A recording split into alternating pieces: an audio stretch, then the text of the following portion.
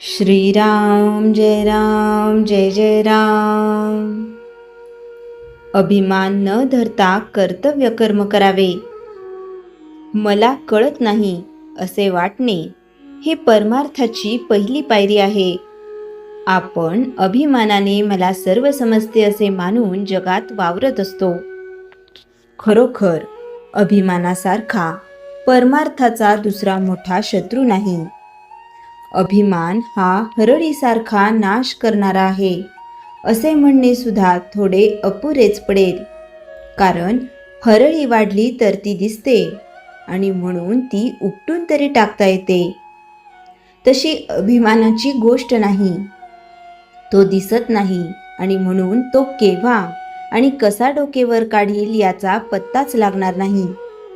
चित्तशुद्धीच्या मार्गात मोठी धोंड कोणती असेल तर ती अभिमानाची आहे. आणि स्वतःच्या कर्तबगारीने आपण त्याच्या तावडीतून सुटू असे म्हणणेही वेडेपणाचे होईल.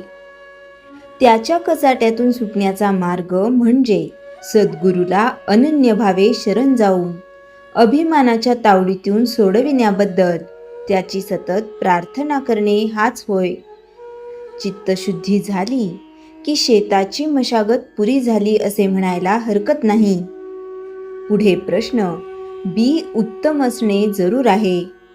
उत्तम बी कोणते हे कदाचित आपल्याला समजणार नाही, परंतु फळ चांगले कोणते हे सहज समजते.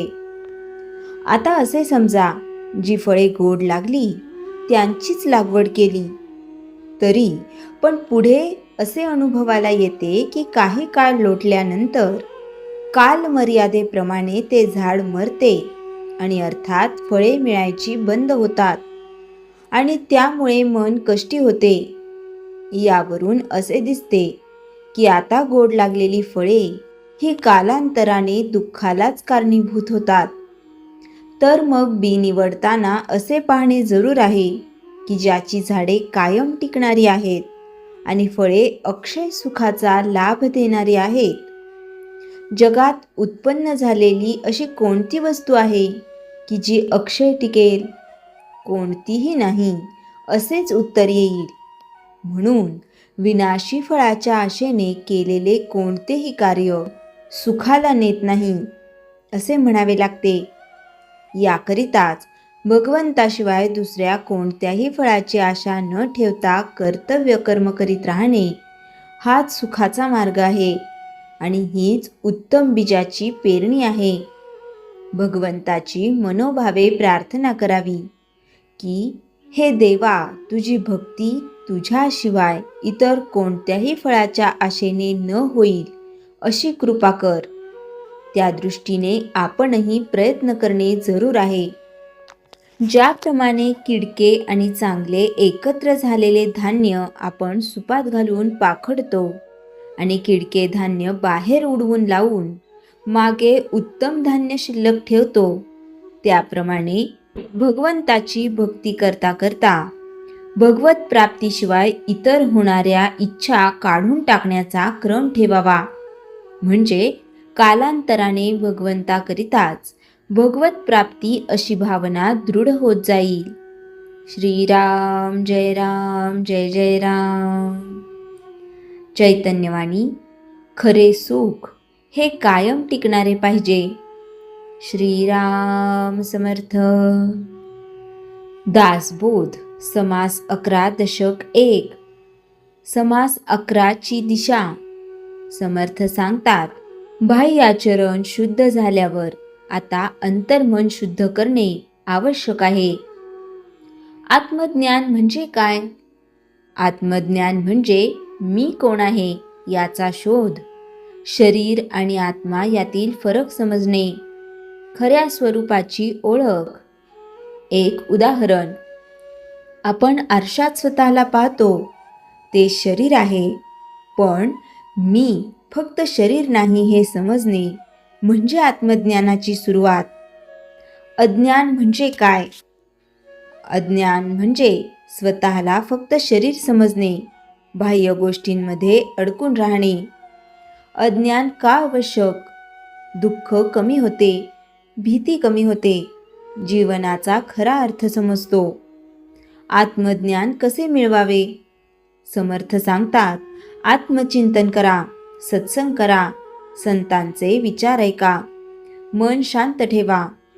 साधना आणि आत्मज्ञान, ध्यान, नामस्मरण, मौन या गोष्टींमुळे मन अंतर्मुख होते. संतांचा आदर्श समर्थ रामदास स्वामी यांनी आत्मज्ञानाचा मार्ग स्पष्ट केला. एक साधा दृष्टांत, सूर्य ढगांमुळे दिसत नाही, पण तो असतोच. तसेच आत्मा सदैव आहे, पण अज्ञानामुळे तो दिसत नाही.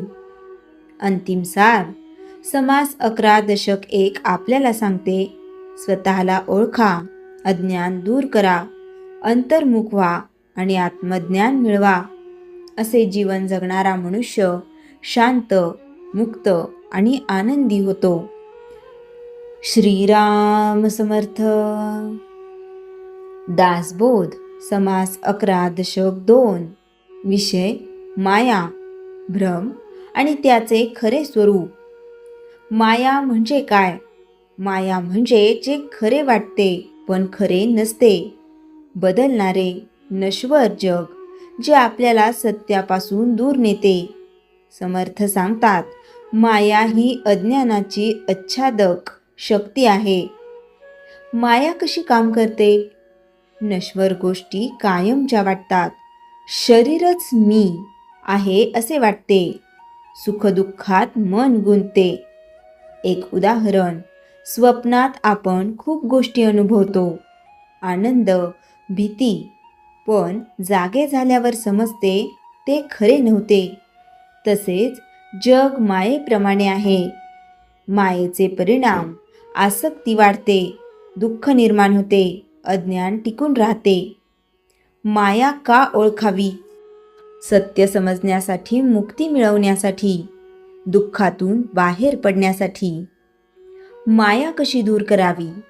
समर्थ सांगतात, विवेक वापरा, आत्मचिंतन करा, सत्याचा शोध घ्या, साधना करा.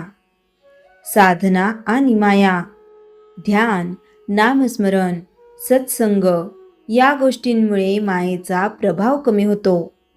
संतांचा आदर्श समर्थ रामदास स्वामी यांनी मायेचे स्वरूप स्पष्ट केले आणि सत्याचा मार्ग दाखवला.